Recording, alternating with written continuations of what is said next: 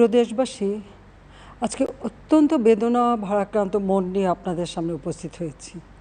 বাংলাদেশের মানুষ যখন একটু স্বস্তি শান্তিতে ফিরে, যখন তাদের মাঝে এমন কোনো ঘটনা ঘটে যা অত্যন্ত বেদনাদায়ক। এই আন্দোলনের শুরু থেকেই সরকার যথেষ্ট ধৈর্য ও সহনশীলতা প্রদর্শন করেছে, বরং আন্দোলনকারীদের নিরাপত্তা নিশ্চিত করার ক্ষেত্রে পুলিশ সহযোগিতা করে।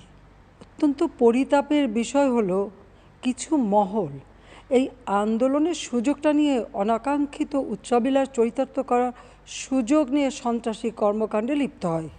নানা গুঞ্জনের মধ্য দিয়ে এবার ভারতের দিল্লি থেকে জাতির উদ্দেশ্যে এবার অতীতের ভুলের জন্য ক্ষমা চেয়ে যা বললেন সাবেক প্রধানমন্ত্রী শেখ হাসিনা।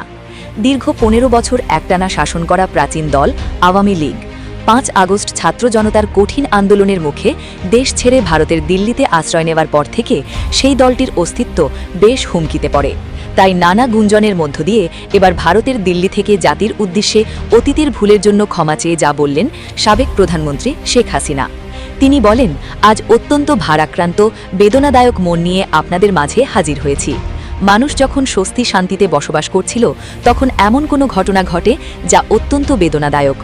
আন্দোলনের সময় সরকার অত্যন্ত ধৈর্য ও সহনশীলতা প্রদর্শন করেছে, কিন্তু কিছু মহল এই আন্দোলনের সুযোগ নিয়ে অনাকাঙ্ক্ষিত উচ্চাভিলাষ চরিতার্থ করার সুযোগ নিয়ে সন্ত্রাসী কর্মকাণ্ডে লিপ্ত হয়।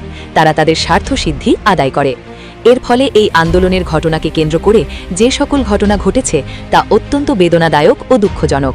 আমি ভাবতে পারি নাই এই সময়ে এমন ধরনের ঘটনা ঘটবে, আর তারা সেই শত্রুতার ফায়দা লুটে একটি সুপরিকল্পিতভাবে হত্যাকাণ্ড ঘটিয়ে আমাদের ওপর এসব হত্যাকাণ্ডের দায় দেওয়া হবে।